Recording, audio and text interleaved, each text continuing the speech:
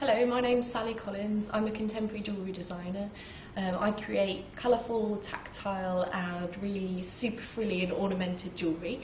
I make it from a combination of textiles and precious metals. I'm also a lecturer. I work full-time at the School of Jewellery in Birmingham. So for me, my practice is really about balancing those two things, being a designer maker alongside having a full-time job in teaching as well. If you want to have a quick look, there are some examples of my work here. So these are 3 pieces from my new collection. You can see those. So yeah, you can see all these elements here are hand-pierced and created from silver.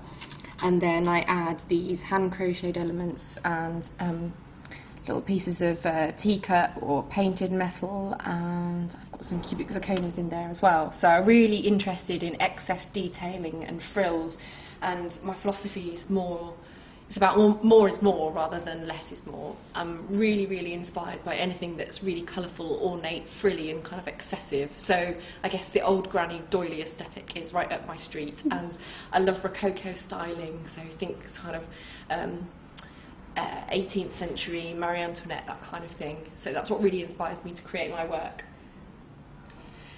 Okay, so I started teaching full-time at the School of Jewellery in September 2010, and I actually graduated from doing my Masters in silversmithing, jewellery and related products here at the school in 2008. So yeah, between 2008 and 2010 I was doing various bits of VT, which is visiting tutor.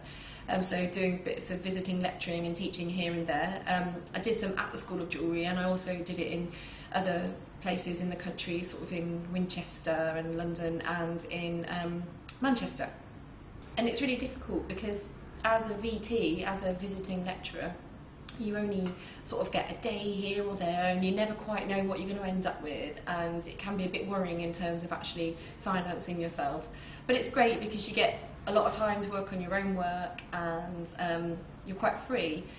And obviously starting the job here in September 2010, it's full-time, it's very full on, and although I absolutely love it, it does kind of shift the balance completely. So my own work, my jewellery making, I have to be really selective about what I do, and often I'll have a really full-on 12-hour day at work, and then I'll have to go back home and carry on with my own jewellery making, and it takes quite a lot of commitment. And so there's a constant juggle of your time and what shows are coming up. Yeah, exactly. And it's quite difficult, but there's a couple of things I've had to just kind of let go and say I'm not going to have time to do that this year, and it's really disappointing, and yeah, it can be difficult, but it's about getting a balance between teaching, which I love, and obviously is a great wage as well, so that's part of it, and that actually gives me the financial security to make something completely different or sort of adventurous, or design a new collection and not worry, oh my goodness, how am I going to sell this, because I can just do it for me. So that's amazing. So it's about kind of balancing it and working out what's important to me. Well, actually that kind of leads on to one of my questions. Was, have you had to compromise any aspects of your work, for example to appeal to a particular market, or to make your work more sellable? But I suppose because you're teaching alongside, it's enabled you not to have to do that. Yeah, I mean, when I graduated in 2008, I started off with a range of work that was all quite large scale, quite extravagant and quite pricey as well. And so then I did the Design Space scheme from 2008 to 2009, and during that year I developed a range that was a bit more commercial, and although I actually really enjoyed creating that range, there was a part of me when I started to sell that stuff that it kind of becomes a little bit soul destroying when you have to repeat things, and it wasn't kind of mass production, it was only batch production, so using casting techniques to recreate earring patterns and things.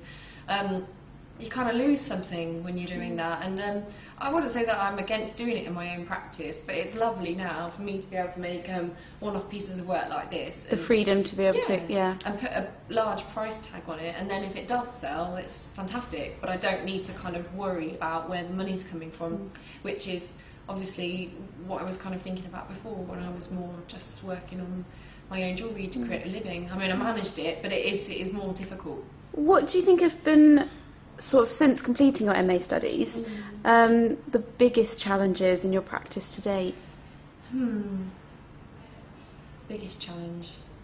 I think there's been several challenges, and one kind of overarching theme which applies to all designer makers and all artists, but it's really having that complete, it's like obsession with your work. You've got to absolutely adore it and kind of love it even when you hate it, and it's just no doubt you need to have a huge commitment to it. So I talk about, you know, really long hours. Sometimes I have to get up at 4:30 in the morning, do some of my own jewellery making work before I start teaching.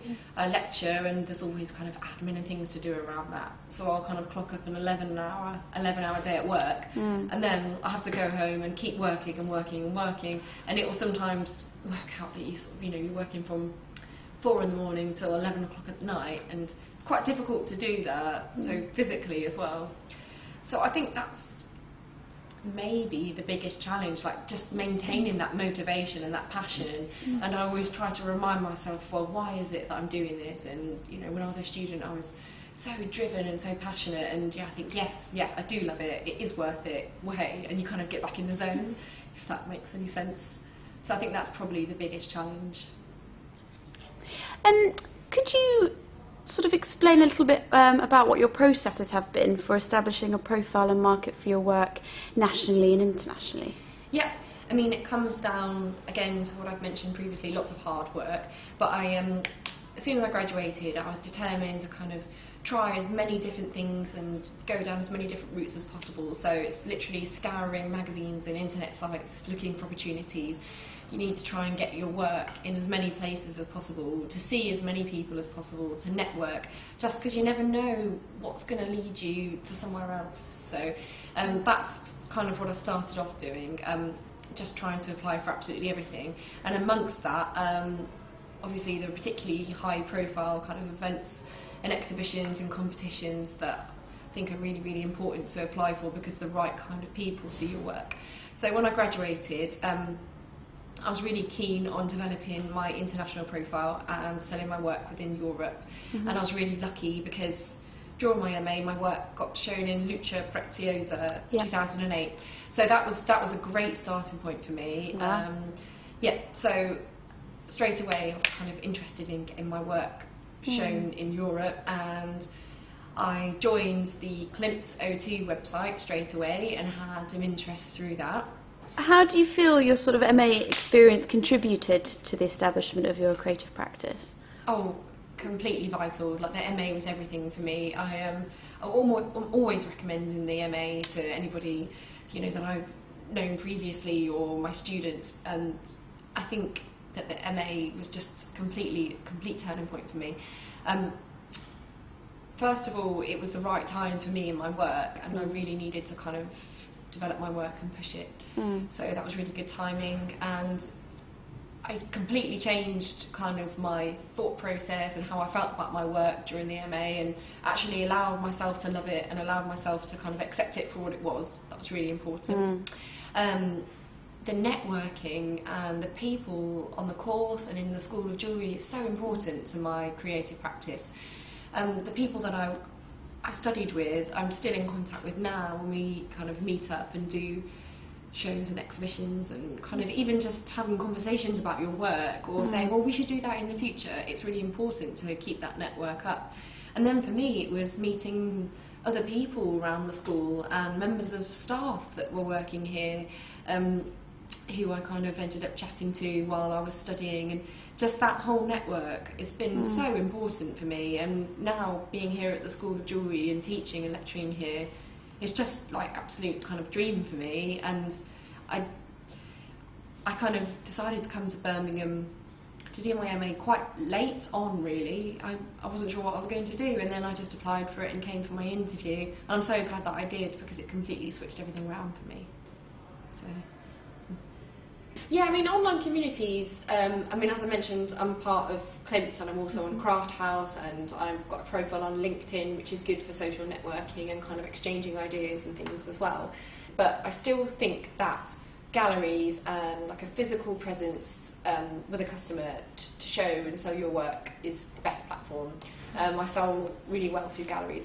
my main kind of income as far as my work goes. Yeah, I mean, I've got my work in several galleries, some in the UK and some further afield. My best kind of European gallery is Alternatives Gallery in Rome, and yeah, they sell my work really well and publicise it really well. They've got a website as well, so they show me through that, which is great. And they actually exhibited my work as a part of Collect this year at the Saatchi Gallery. Yeah. That was in May, and they sold a big piece of work to an American collector. So oh, wonderful. But the funny thing is about Alternatives, which is interesting for kind of MA students, and we talked about perseverance and having to be quite determined. I approached Alternatives several times about my work, and they were, on one occasion, quite encouraging and said, oh yes, it looks interesting, why don't you come to see us at Collect 2009 it was. So they said, oh, come along to the stand and show us some work. So I came up, and she didn't even seem to really know who I was. She didn't want the work either. Like, she looked at it and she wasn't rude or disparaging, but she said, oh no, that's not quite right. And I thought, oh, that's a real shame. So, but I persevered, and then a year later we met up in London. I showed her my work and she absolutely loved it, and obviously in 2009 it wasn't the right time for her. And she's going to recognise you, and it's about establishing, isn't it? So I guess not to be knocked back at the first hurdle, to actually... Yeah, I mean, I really went for it. I mean, I wasn't pushy, but I just thought, no, I really want to get my work in this gallery. I really like it. Determination. Yeah, exactly. So just to say, you know, it's not always easy. I know that sounds a little bit cliche, but you have to kind of have to go for it and find the right balance between being sort of pushy. You don't want to be pushy, so you've got to be sort of enthusiastic and keen, but know when to back off a little bit as well. What do you aim to achieve within your creative practice in the next 5 years? Well, since having to kind of juggle teaching and making my own work, I've had to kind of reevaluate my aims for my practice and kind of be a bit more realistic. I kind of, you know, I've got this joke with my family about sort of taking over the world and, you know, being jeweller of the world and trying to do everything all at the same time. So I've had to kind of take a bit of a step back from that. But I think mainly for me, within the next 5 years, I would really like to have my work stocked in a Dutch jewellery gallery, a gallery in the Netherlands on a full-time basis. That's always been a bit of a dream of mine. When I first started being interested in jewellery, I went to Amsterdam and just fell in love with the galleries there. So that's something that's really important to me. Another big aim for me is that I want to really fulfil the ideas that I've got about my work within my head. I mean, I talk about it being really, really ornate and over the top and decorative, and I still feel like I haven't quite let myself really go for it and actually just kind of indulge. And I think it's a little bit of fear of thinking, well, what if nobody likes it? What if I don't even like it? And it takes me 3 months to make. But I think I really want to actually tackle it full on and make a piece of work that is like the epitome of what I kind of believe in, which is this really kind of excessive detailing and getting to the bottom of that. So I think that's the main aim for me, and I think that's well achievable within 5 years. Do you have sort of a step-by-step plan or set of goals in place to help you realise that, or...? Yeah, I mean, I'm quite goal-driven. I like to set little goals for my work and for my work in practice. I mean, in terms of lifetime goals, I always said to myself, I always wanted to get into Collect, and I always wanted to exhibit my work at Schmuck.